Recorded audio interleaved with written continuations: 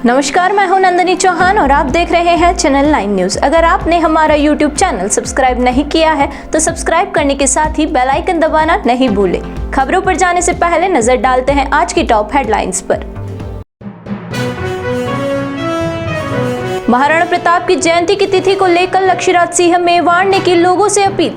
जयंती मनाएंगे भारतीय पंचांग की तिथि के अनुसार। मेवाड़ ने कहा कि प्रताप थे भारतीय संस्कृति के पुरोधा। सिद्धिविनायक हॉस्पिटल के डॉक्टर की मेहनत लाई रंग। डॉक्टर गजेंद्र जोशी ने एक बार नहीं बल्कि 4 बार दिल की धड़कनों के बंद हो जाने के बाद भी नहीं हारी हिम्मत। लगातार प्रयास के बाद बचा सके महिला मरीज की जान। महंगाई राहत कैंप से पहले पटवारियों सहित तहसीलदारों की हड़ताल से सरकार के लिए खड़ी हुई मुसीबत। अनिश्चितकालीन हड़ताल से कामकाज हुए ठप। 24 अप्रैल से शुरू होना है कैंप। अब खबरें विस्तार से। वीर शिरोमणि महाराणा प्रताप की जयंती मनाए जाने को लेकर अंग्रेजी कैलेंडर की तारीख और भारतीय पंचांग की तिथि अलग अलग है। कई जगह जन्म की अंग्रेजी तारीख के अनुसार 9 मई मंगलवार को महाराणा प्रताप जयंती मनाने की तैयारियां चल रही है। इसी बीच महाराणा प्रताप के वंशज और मेवाड़ पूर्व राज परिवार के सदस्य डॉक्टर लक्ष्यराज सिंह मेवाड़ ने एक वीडियो जारी कर राजस्थान सहित देशवासियों से अपील की है कि वे महाराणा प्रताप जयंती को भारतीय सनातन परंपरा के अनुसरण करते हुए तिथि के अनुसार मनाएं। डॉक्टर मेवाड़ ने कहा कि महाराणा प्रताप भारतीय संस्कृति के पुरोधा थे। उनकी यह सोच युगों युगों तक जीवित रहेगी। इसलिए प्रताप जयंती भारतीय पंचांग के हिसाब से 22 मई को ज्येष्ठ शुक्ल तृतीया पर मनाएं। उन्होंने कहा कि अंग्रेजी कैलेंडर की तारीखें विक्रम संवत के महीने की तुलना में आगे पीछे रहती हैं। सभी त्योहार भारतीय पंचांग के अनुसार ही मनाए जाते हैं, तो प्रताप जयंती अंग्रेजी कैलेंडर की तारीख के अनुसार क्यों मनाएं? आप लोगों से जो है बहुत ही विनम्र निवेदन करना चाहता हूं कि हम लोगों को बहुत ही जोश और उल्लास है इस त्योहार को लेकर, और वो त्योहार और कोई नहीं, महाराणा प्रताप की जयंती है, जो हम लोग कभी कभी जो है वो भूल जाते हैं और अक्सर जो लोग हैं अलग दिशा के अंदर निकल जाते हैं। मैं आप सब लोगों को ये बताना चाहता हूं कि 9 मई को नहीं 22 मई को जो है महाराणा प्रताप की जो है वो जयंती है, और हम लोग उसको हिंदू तिथि के हिसाब से, अपनी संस्कृति के हिसाब से मनाते हैं। मैं उम्मीद करता हूं आप सब लोग जो हैं वो महाराणा प्रताप की जयंती को जो है वो 22 मई को अपनी संस्कृति के हिसाब से जरूर मनाएंगे। बाकी ये ऐसा एक सोच है, ऐसा एक त्योहार है जो हमको हर दिन हर वर्ष जो है वो मनाना चाहिए। धरती के भगवान कहे जाने वाले डॉक्टर्स ने एक ऐसा कारनामा कर दिखाया है जिसके बाद एक महिला को मानो दूसरी जिंदगी मिली हो। 1 या 2 बार नहीं बल्कि 4 बार दिल की धड़कन बंद हो जाने के बाद भी डॉक्टर ने हिम्मत नहीं हारी और उसे पंप कर उसे बचाने की कोशिश की, तो भगवान ने भी पूरा उनका साथ दिया। कौन थे वो डॉक्टर और कैसे बचाई उन्होंने इस महिला की जान, देखिए इस खास रिपोर्ट में। उदयपुर शहर के सेक्टर 6 में संचालित होने वाले सिद्धिविनायक हॉस्पिटल में राजसमंद जिले के आमेट की रहने वाली संतू गुज्जर नाम की महिला को करीब 15 दिन पहले भर्ती किया गया। इसका इलाज शुरू हुआ तो उस दौरान एक नहीं बल्कि 4 बार हार्ट चलना बंद हो गया। इसके बाद पंप और बिजली के झटके देकर उसे सुचारू करने की कोशिश की गई। संतू गुज्जर नाम की महिला का इलाज करने वाले डॉक्टर गजेंद्र जोशी ने बताया कि जब उसे हॉस्पिटल में लाया गया था तब उसका हार्ट फेलियर की स्थिति में था। भर्ती करने के बाद इलाज शुरू किया गया तो कुछ ही घंटों में हार्ट चलना बंद हो गया। इस पर हॉस्पिटल का नर्सिंग स्टाफ सख्ते में आ गया। इसके बाद तुरंत जांच की गई तो हार्ट ने लगभग कार्य करना बंद कर दिया था। ऐसा होने पर सबसे पहले उसे पंप किया गया और उसके बाद में बिजली का झटका दिया गया तो एक बार हार्ट ने काम करना शुरू कर दिया। इस दौरान उसे आईसीयू में शिफ्ट कर दिया। ऐसा एक बार नहीं बल्कि कुछ घंटों के अंतराल में 4 बार हो गया। इसके बावजूद करीब 15 दिन बाद अब महिला स्वस्थ और चलने फिरने की स्थिति में है। पेशेंट एक्चुअली पुरानी हार्ट की पेशेंट थी, साल भर से उसको हार्ट का पता लगा था, उसका वाल्व लीक हो रहा था। मेरे पास आई तब हार्ट फेलियर की स्टेट में आई थी, मतलब उसका बीपी लो था, शॉक में थी और उसका खांसी चल रही थी, लेटने पर उसको हार्ट फेलियर बोलते हैं हम लोग। हमने उसको आईसीयू में एडमिट किया। आईसीयू में एडमिट में ट्रीटमेंट चालू किया, मरीज इंप्रूव हुई थोड़ी सी, और लेकिन सडनली अगले मॉर्निंग में पेशेंट बैठा हुआ था, सडनली उसको कार्डियक अरेस्ट हुआ, मतलब उसका हार्ट बंद हो गया। मेरा स्टाफ ने देखा, मैं था वहीं पर, मैं जब दौड़ के गया देखा तो मरीज का हार्ट बंद था, उसको वीएफ हो रहा था। पेशेंट को सीपीआर किया हमने 5 मिनट, देन शॉक लगाया, 2 शॉक दिए पेशेंट को, पेशेंट रिवाइव हो गया, मतलब मरीज की धड़कन आ गई, बीपी आ गया, पेशेंट वापस थोड़ी अनकॉन्शियस थी बट हाँ ठीक थी मरीज, बीपी पल्स आ गया, हम लोगों ने बात कर ली, अटेंडर को समझा दिया, पेशेंट स्टेबल हो गया। ये इसको कार्डियक अरेस्ट बोलते हैं हम लोग। सडनली हुआ, उसके बाद मरीज को दवाएं चालू कर दी जिससे कार्डियक अरेस्ट वापस ना आए। उसके बाद नेक्स्ट इवनिंग में वापस सेम कार्डियक अरेस्ट रिपीट हुआ बैठे बैठे मरीज को। हमने वापस शॉक दिया, वापस CPR दिया, मरीज वापस रिवाइव हुआ। उसके बाद उसके 4-5 घंटे बाद अगेन इवेंट हुआ, वापस सेम इवेंट रिपीट हुआ। और अगले मॉर्निंग में पेशेंट, जब मॉर्निंग के अटेंडर मिलने का टाइम था, पेशेंट अटेंडर सामने खड़े हुए थे, बैठे बैठे मरीज को स्ट्रोक हुआ, वापस अरेस्ट हुआ और वापस CPR देना पड़ा। उसके बाद में मरीज हमने कुछ दवाएं चेंज करी और उसके बाद मरीज 3-4 दिन ICU में रहा और अभी मरीज स्वस्थ है हमारा और घर जा रहा है। डॉक्टर गजेंद्र जोशी ने बताया कि मरीज को जो हार्ट की बीमारी हुई थी उसको कार्डियक अरेस्ट कहा जाता है और इसे एक बार होने के बाद भी मरीज के बचने की उम्मीद कम हो जाती है, लेकिन इस मरीज के साथ तो एक नहीं बल्कि 4 बार होने के बाद भी वह स्वस्थ है और अपने पैरों से चलकर घर जा रही है। उन्होंने कहा कि ऐसा केस उदयपुर में पहला रजिस्टर्ड किया गया है, इससे पहले ऐसा केस यहाँ पर नहीं आया है। एक्चुअली कार्डियक अरेस्ट एक बार होने के बाद भी ऑलमोस्ट उसकी सर्वाइवल रेट 0.1% है, मतलब 1000 में से 1 या 2 आदमी बच पाते हैं और 4 कार्डियक अरेस्ट के बाद बचना 99.99% इम्पॉसिबल है। बहुत लकी है पेशेंट और हम बहुत लकी हैं जो इस मरीज की जान बचा पाए। मेरे ख्याल से उदयपुर का अब तक का एकमात्र ऐसा कोई केस रिपोर्ट नहीं किया गया है जो सिद्धिविनायक में हुआ है। ईश्वरी कृपा से सिद्धिविनायक के अंदर हम लोगों ने ऐसा काम हमने किया और हमारा मरीज बच गया। अभी मरीज स्वस्थ होकर घर जा रहा है, आगे की उसका हमारे फॉलोअप में रहेगा और हम उसको बताते रहेंगे आगे क्या। राज्य सरकार एक और 24 अप्रैल से महंगाई राहत कैंप शुरू करने जा रही है और उससे पहले पटवारी, गिरदावर और तहसीलदार सहित अन्य जिम्मेदार अनिश्चितकालीन हड़ताल पर चले गए हैं। इस अनिश्चितकालीन हड़ताल से सरकार पर दबाव पड़ सकता है। इसी सोच के साथ राजस्थान पटवार संघ, राजस्थान कानूनगो संघ और राजस्थान तहसीलदार सेवा परिषद हड़ताल पर उतर आए हैं। इन सभी संघों के सदस्यों ने एक साथ अनिश्चितकालीन हड़ताल पर जाने से कार्यालयों में कामकाज ठप हो गए हैं। इतना ही नहीं, जिला कलेक्ट्रेट सभागार में भी कर्मचारियों की अनिश्चितकालीन हड़ताल सरकारी कामकाज पर असर डाल रही है। इन सभी की प्रमुख मांग वेतन विसंगति को दूर करने की है। इसके अलावा इन संघों ने राज्य सरकार को 7 सूत्री मांग पत्र भी सौंपा है। राज्य सरकार इनकी मांगों पर कब तक ध्यान देती है, यह देखने वाली बात होगी। हालांकि इससे पहले इन संघों ने सभी मांगों पर ध्यान आकर्षित करने को लेकर हड़ताल की थी, लेकिन सरकार ने ध्यान नहीं दिया। अब 24 अप्रैल से राहत कैंप शुरू होने जा रहे हैं। ऐसे में इन कर्मचारियों और अधिकारियों की हड़ताल सरकार के लिए परेशानी पैदा कर सकती है। गत वर्ष हमारी स्ट्राइक चली थी राजस्व सेवा परिषद की, जिसमें तहसीलदार, कानूनगो और पटवारी। हमारी एक लंबी हड़ताल के बाद में सरकार और माननीय श्रीमान गहलोत साहब के समक्ष हमारा समझौता हुआ था, जिसमें हमारे 7 सूत्रीय मांगों को उनके द्वारा माना गया था और जल्दी ही उनकी क्रियान्विति का आश्वासन दिया गया था। परंतु विगत 1 वर्ष तक उन मांगों पर आज दिनांक तक विभाग द्वारा कोई कार्रवाई नहीं की गई, जिसको लेकर पटवारी, तहसीलदार और गिरदावर तीनों ही राजस्व के घटकों में भारी रोष व्याप्त था, जिसके चलते विगत 2 दिवस से राजस्थान प्रदेश भर के सभी पटवारी, गिरदावर और तहसीलदार सामूहिक अवकाश पर है और दिनांक 22 और 23 जो कि राजकीय अवकाश है, इन 2 दिनों में अगर और हमारी मांगों पर सरकार को सकारात्मक कार्रवाई नहीं करती है तो दिनांक 24 से होने वाले प्रशासन गांवों के संघ शिविर और महंगाई राहत शिविर, इन 2 शिविरों में पटवारी, गिरदावर और तहसीलदार तीनों ही घटक जो कि राजस्व सेवा परिषद के नाम से जाने जाते हैं, इन तीनों का ही पूर्ण रूप से कैंपों का बहिष्कार किया जाएगा। उदयपुर संभाग के महाराणा भूपाल चिकित्सालय में एक मुहिम शुरू की गई। इस मुहिम के तहत कोई भी व्यक्ति हॉस्पिटल परिसर में बने टॉयलेट को गंदा देखे तो वह उसका फोटो खींचकर हॉस्पिटल परिसर में लगे स्कैनर कोड पर अपलोड कर देगा, तो महज आधे घंटे में वह साफ हो जाएगा। और खास बात यह है कि शिकायतकर्ता अस्पताल मित्र कहलाएगा। खास बात यह है कि ऐसी मुहिम को शुरू करने वाला यह पहला हॉस्पिटल है। फिलहाल इसकी शुरुआत सुपर स्पेशलिटी विंग से की गई है और आगे 5 विभागों में भी जल्द इसकी शुरुआत होगी। शौचालय के समय और तय मानकों के अनुसार सफाई करने के लिए इस नई पहल को शुरू किया गया है। इसके पीछे मुख्य उद्देश्य है कि शौचालय को स्वच्छ रखना, जिससे कि अस्पताल में आने वाले रोगी और उनके परिजनों को स्वच्छ शौचालय मिल सके। RNT मेडिकल कॉलेज के प्रिंसिपल डॉक्टर विपिन माथुर ने बताया कि इस मुहिम को शुरू करने का मकसद अस्पताल में शौचालयों को स्वच्छ रखना है। इसके अलावा यहाँ आने वाले लोगों को भी बीमारियों से निजात मिलेगी।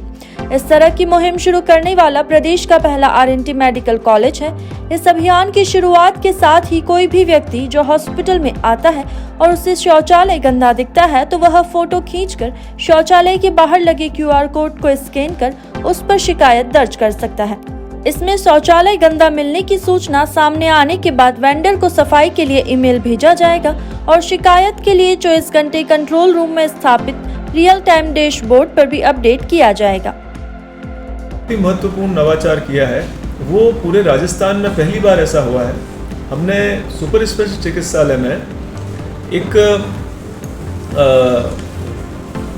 शौचालय और अन्य जगहों की साफ सफाई के लिए एक QR कोड लगाया है। हम इन सब स्थानों पर QR कोड लगे हुए हैं जो कि बहुत इजीली आपके स्मार्टफोन से स्कैन हो जाएंगे और हमारे जो सेंट्रल मॉनिटरिंग रूम है, जो हमारा कंट्रोल रूम है, वहाँ पर हमने एक टीवी मॉनिटर लगाया है। उसके ऊपर वो कंप्लेन जिस किसी की भी है उसकी वो कंप्लेन वहाँ रजिस्टर हो जाएगी और हम ये इंश्योर करेंगे कि वो कंप्लेन चाहे वो साफ सफाई के रूप में हो, राख रखाव के रूप में हो, तोड़ फोड़ के रूप में हो, उसको हम 20 से 30 मिनट के अंदर अंदर उसको हम ठीक करने के लिए प्रयासरत रहेंगे। अब इसमें सबसे महत्वपूर्ण बात यह है कि ये जो लोग होंगे जो हमको ये चीज़ बताएंगे कि क्या प्रॉब्लम हो रही है, उन लोगों को हम चिकित्सालय मित्र कह करके संबोधित करेंगे। उनको हम चिकित्सालय मित्र का ये अभियान मेरा चिकित्सालय मेरा गौरव इस नारे के तहत है, जिसमें आने वाले लोग उनके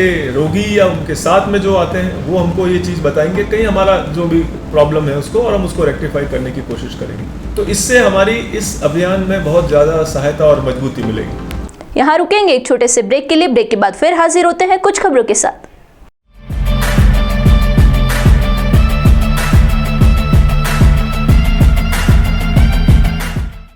यहाँ रंगीन त्योहार होते हैं, यहाँ रंगीन कपड़े होते हैं, यहाँ के हर मिजाज में अपने अलग ढंग होते हैं। जी हाँ, हिंदुस्तान के कण कण में रंग ही रंग होते हैं। खमागड़ी, मैं हूँ रुचिका आपके साथ और आज हम आ गए हैं वोकल फॉर लोकल को सपोर्ट करने के लिए टू द वेंका पेंट्स के मैन्युफैक्चरिंग यूनिट पे, जहाँ आपको मिलती है वाइड वैरायटी ऑफ कलर्स।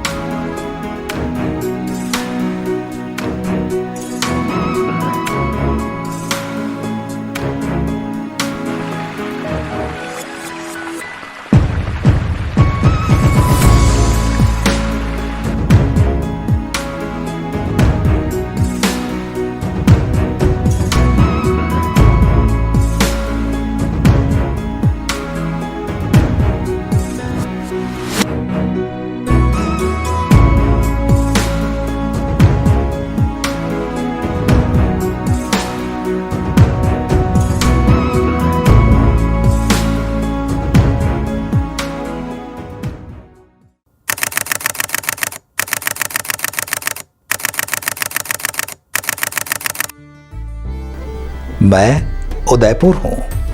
470 साल से इन्हीं झील झरनों में, ऊंचे पहाड़ों पर बहती पवनों में मैं मुस्कुरा रहा हूँ। आप सभी के साथ मुझे भी मुबारक हो, क्योंकि आज मैं भी अपना जन्मदिन मना रहा हूँ। फतेह सागर में उठती हर लहर के साथ मैं सदियों से गा रहा हूँ। पिछोला में बहती हर नाव के साथ मैं भी जश्न मना रहा हूँ। मेरी हर धड़कन में जगदीश मंदिर की खुशहाल गलियों से मस्ती है। गणगौर घाट के किनारे ढलती सांझ का जादू मेरी पूरी हस्ती है। मेरी रगों में राणा का शौर्य बहता है।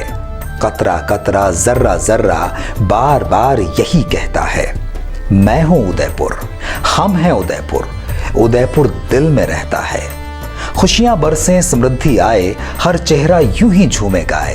न्यूज़ 9 की ओर से उदयपुर दिवस की हार्दिक शुभकामनाएं।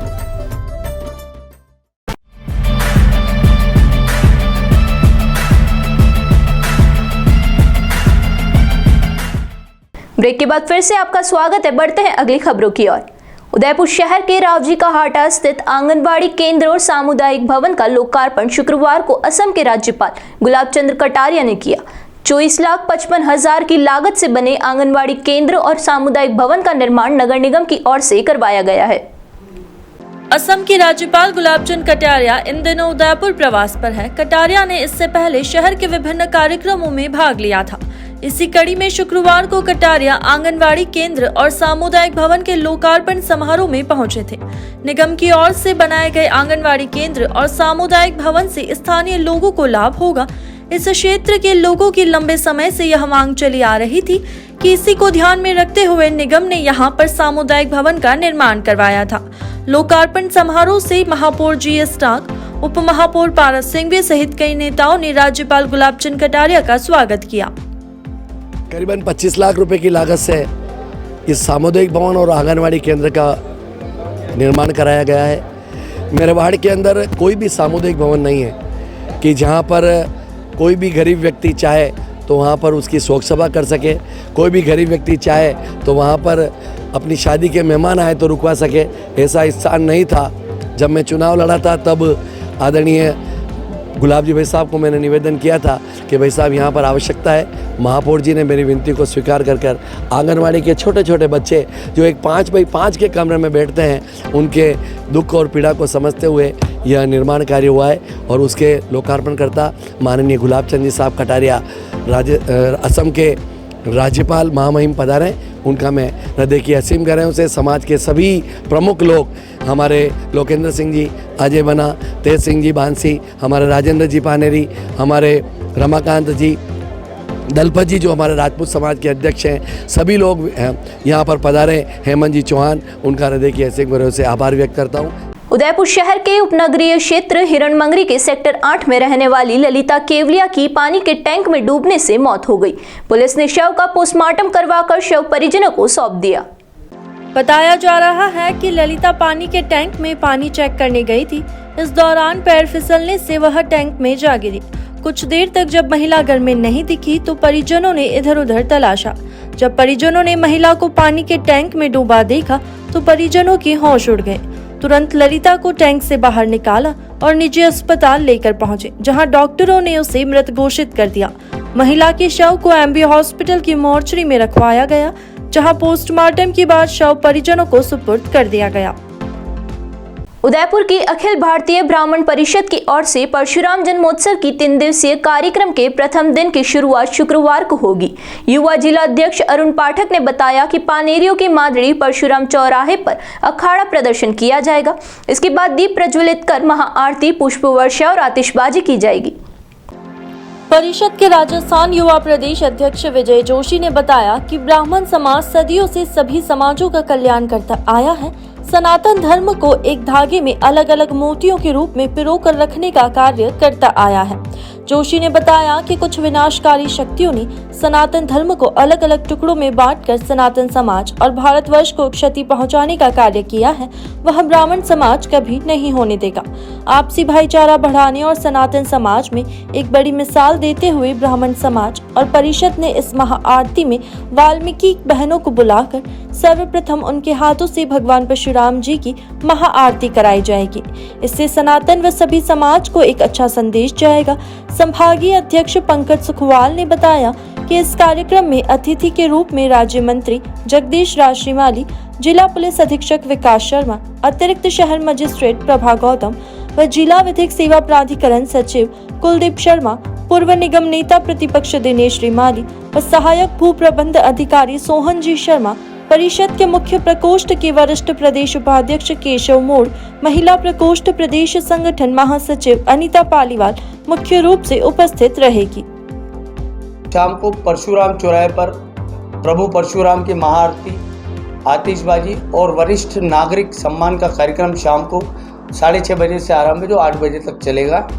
उसमें अखाड़ा प्रदर्शन भी होगा और 11 वाल्मीकि कन्याओं से हम लोग परशुराम जी की प्रतिमा का पूजन करवाएंगे, क्योंकि समाज को तोड़ने के लिए विघटनकारी शक्तियां बहुत लगी हुई है और हर बार ब्राह्मण टारगेट पे होता है कि इन्होंने छुआछूत किया, इन्होंने वो किया। हम एक बड़ा मैसेज छोटे कार्यक्रम के माध्यम से एक बड़ा मैसेज समाज को देना चाहते हैं कि ब्राह्मणों ने हमेशा समाज को एकजुट करने के लिए हर संभव प्रयास किए हैं। ब्राह्मण समाज ने सनातन धर्म को जोड़े रखने के लिए हर वर्ग को अपने साथ लिया है, कभी कोई छुआछूत की बात नहीं। इसी कड़ी में 11 वाल्मीकि कन्याओं के साथ सबसे पहले वही पूजन करेगी, उसके बाद समाज के नागरिकगण मौतबीर लोग आके करेंगे। और इस कार्यक्रम में जगदीश राज जी सिमाली प्रदेश इंटक के अध्यक्ष हैं और राज्य मंत्री का दर्जा उनको मिला, वे मुख्य अतिथि रहेंगे। दिनेश जी सिमाली रहेंगे। उदयपुर शहर के पुलिस अधीक्षक विकास जी शर्मा मुख्य अतिथि रहेंगे और बाकी समाजजन रहेंगे। हम तो परशुराम जयंती का जो उद्देश्य है मनाने का, वो मेन उद्देश्य है कि सबको एक साथ लेकर चलना है और सभी वर्ग। कभी ऐसा नहीं होता कि भाई मैं इस वर्ग का हो या मैं उस वर्ग का, उससे नहीं, हम समानता के हिसाब से चलते हैं। आपने साथ देखा भगवान राम चाहे कृष्ण हो चाहे परशुराम, इन्होंने किसी ने अपनी जाति कभी नहीं लगाई, पर जाति व्यवस्था न जाने कहाँ से इन लोगों चालू की है। बाकी हम सब एक हैं, ऐसा कोई प्रॉब्लम वाली बात नहीं है। और नीचे वर्ग हो या शूद्र हो ब्राह्मण हो, कोई सभी समान रहते हैं। इसी उद्देश्य से हमने वाल्मीकि समाज को सर्वप्रथम पूजन के लिए आमंत्रित किया है। मेन बात यह है। उदयपुर जिले के बेकरिया निवासी जोगाराम की जहरीले जानवर के काटने से बिगड़ी तबीयत के बाद इलाज के दौरान उसकी मौत हो गई। पुलिस ने शव का पोस्टमार्टम करवाकर शव परिजनों को सुपुर्द कर दिया। जोगराम अपने खेत में काम कर रहा था। इस दौरान एक जहरीले जानवर ने उसे काट लिया। खेत में किस जानवर ने काटा यह जोगराम को भी पता नहीं चला। ऐसे में वो परिजनों को कुछ पता नहीं पाया और जानवर के काटने के कुछ देर बाद ही उसकी हालत बिगड़ती चली गई। इस पर परिजन जोगराम को निजी हॉस्पिटल में लेकर पहुंचे। हालत में सुधार नहीं होने पर परिजन उसे महाराणा भूपाल चिकित्सालय लेकर गए, जहां इलाज के दौरान उसकी मौत हो गई। पुलिस ने शव को हॉस्पिटल की मॉर्चरी में रखवाया, जहां आज पोस्टमार्टम करने के बाद शव परिजनों को सुपुर्द कर दिया।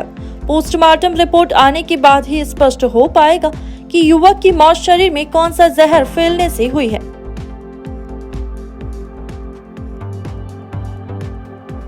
राजस्थान अधीनस्थ कंप्यूटर कर्मचारी संघ की उदयपुर जिला इकाई की ओर से लंबित मांगों को लेकर शुक्रवार को जिला कलेक्टर को मुख्यमंत्री के नाम 11 सूत्री मांग पत्र सौंपा।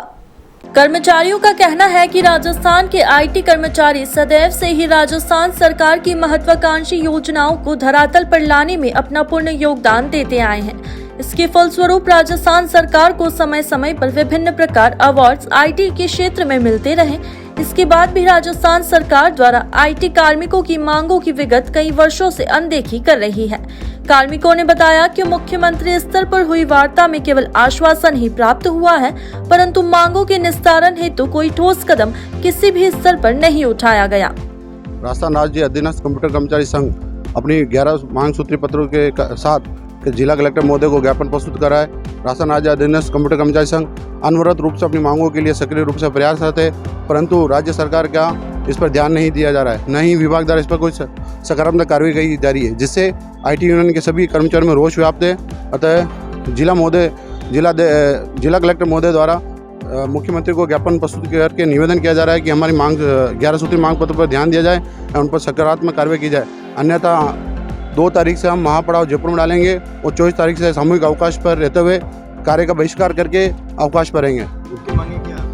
मुख्य मांगे आई है कि 3600 ग्रेड पे और 4200 सहायक प्रोग्रामर की ग्रेड पर की जाए। सूचना सहायक प्रोग्रामर और सहायक प्रोग्रामर 1:2:3 में किया जाए। एक बार फिर नजर डालते हैं आज की टॉप हेडलाइंस पर। महाराणा प्रताप की जयंती की तिथि को लेकर लक्ष्यराज सिंह मेवाड़ ने की लोगों से अपील।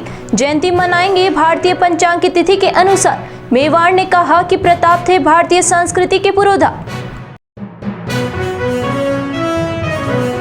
सिद्धिविनायक हॉस्पिटल के डॉक्टर की मेहनत लाई रंग। डॉक्टर गजेंद्र जोशी ने एक बार नहीं बल्कि 4 बार दिल की धड़कनों के बंद हो जाने के बाद भी नहीं हारी हिम्मत। लगातार प्रयास के बाद बचा सके महिला मरीज की जान। महंगाई राहत कैंप से पहले पटवारियों सहित तहसीलदारों की हड़ताल से सरकार के लिए खड़ी हुई मुसीबत। अनिश्चितकालीन हड़ताल से कामकाज हुए ठप। 24 अप्रैल से शुरू होना है कैंप। तो दीजिए इजाजत और बने रहिए चैनल 9 न्यूज के साथ। नमस्कार।